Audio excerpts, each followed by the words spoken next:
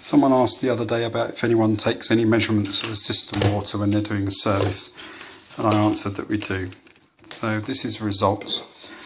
This is the meter I've used. It's a pH and EC meter, electrical conductivity and pH. So first of all, you analyse a sample of the water from the tap. Now this is actually filled with hard water on this system.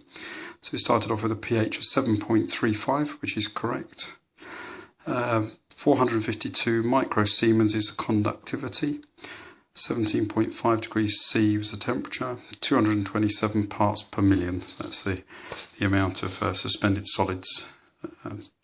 TDS, I think, is the other way of putting that as well. Don't quote me on that.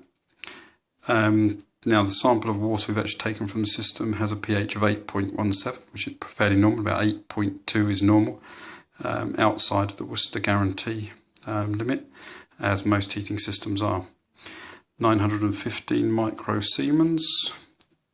That's the temperature. Obviously, took the system water out and it was warm. 452 parts per million. So you can see, compared to the sample we originally had, we're more acidic. We're in the right range to protect the passive layers for the copper and the steel components, and within range for aluminium according to the German standard, but not for Worcester.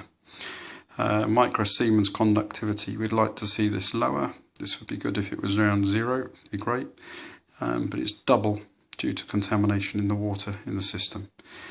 Same with parts per million, double the number of parts per million. So I think it's 200 parts per million.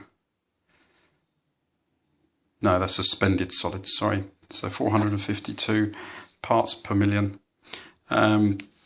Just means we've got double the amount of parts per million as the first reading here.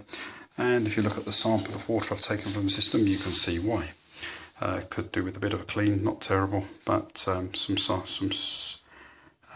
indication maybe there's a bit of oxygen ingress in the system, a little bit of red iron oxide contaminating the sample. So that's it, an analysis, and from that we can make recommendations to our customer.